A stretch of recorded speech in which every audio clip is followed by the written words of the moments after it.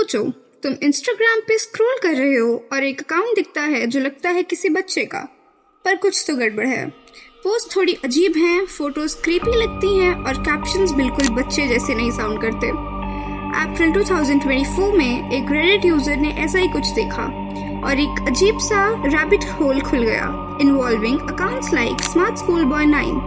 आज हम इस क्रीपी इंटरनेट मिस्ट्री में डाइव कर रहे हैं, एक ऐसी स्टोरी जो ऑनलाइन वर्ल्ड को हिला के रख देगी। ये सब शुरू हुआ 15 अप्रैल 2024 को, जब रेडिट यूजर numerous792 ने इंस्टाग्राम सब रेडिट पे पोस्ट किया।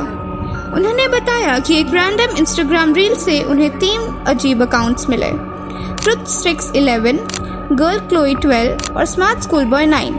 रेडिट थ्रेड से क्यूरियोसिटी और कंसर्न बढ़ गई।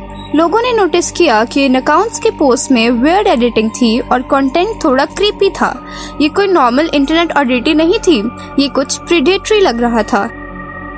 इन अकाउंट्स में एक बात कॉमन थी, हाई हील्ड मिनी बूट्स और स्कूल यूनिफॉर्म्स का ऑब्सेशन। यूजर ने पूछा, ये कोई एज प्ले वाली चीज है या कुछ सिनिस्टर? ऑनलाइन कम्युनिटी ने जल्दी से अग्री किया, ये कुछ सीरियसली गलत है। चलो पहले बात करते हैं ट्रुथ स्टिक्स 11 की। ये अकाउंट एक 12 साल के लड़के का और उसकी माँ का है, जो कि स्कूल के बारे में पोस्ट करते थे। बायो में लिखा था, ब्यूटीफुल बॉय, अकाउंट मेरी तरफ से, एक डिग्री एजुकेटेड माँ जो एनोनिमस रहना चाहती है। शुरू में पोस्ट नॉर्मल लगे, लड़के की पढ़ाई, अवार्ड्स और स्कूल प्रेजेंटेशन के फोटोज, पर थोड़ी देर बाद कंटेंट डार्क होने लगा।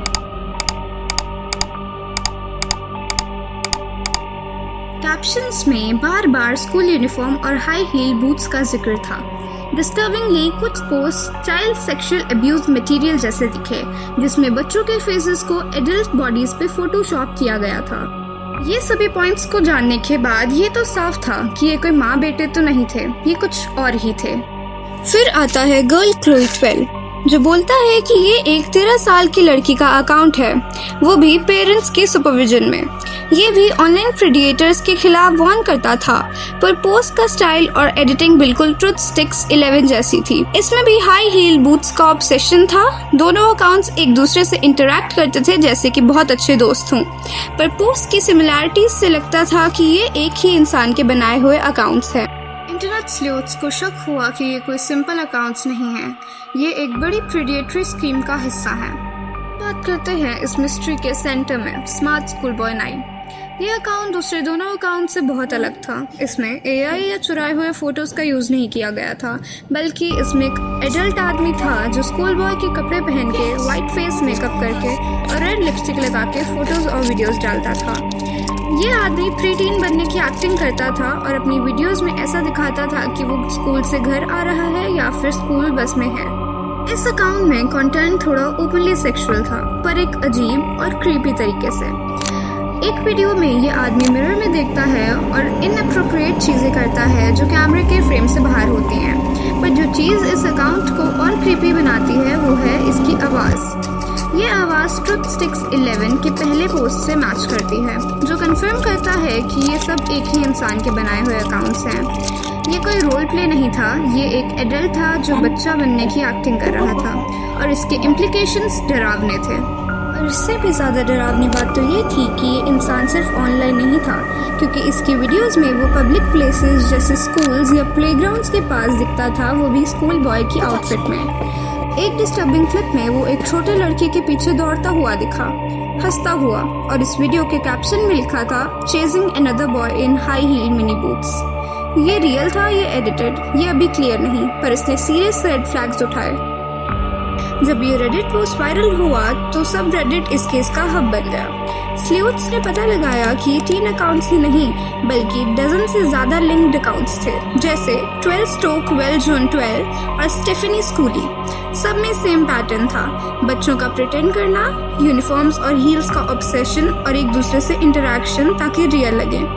एक कैरेक्टर स्टेफनी जो 12 साल की पोएट थी, ये कई अकाउंट्स पे दिखी और उसकी पोइट्री में डिस्टर्बिंग सेक्सुअल अंडरटोन्स थे, जो ऑनलाइन और न्यूज़पेपर में भी पब्लिश किए गए थे। ये कोई फेटिश तो बिल्कुल नहीं था, ये कुछ प्रीडेटरी बिहेवियर था।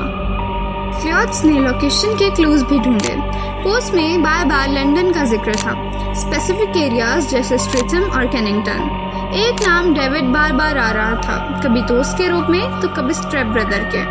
ये नाम स्लॉट्स को एक डेविड ऑल्टर तक ले गया। लोकल्स ने कहा कि वो 1990s से स्कूल बॉय के कपड़े पहन रहा है और कुछ ने तो उसे पब्लिक में मेकअप के साथ भी देखा। रेडिट और डिस्कॉर्ड कम्युनिटी के एफर्ट से पता चला था कि स्मार्ट स्कूल बॉय 9 के पीछे डेविड ऑल्टर नाम का ही आदमी था।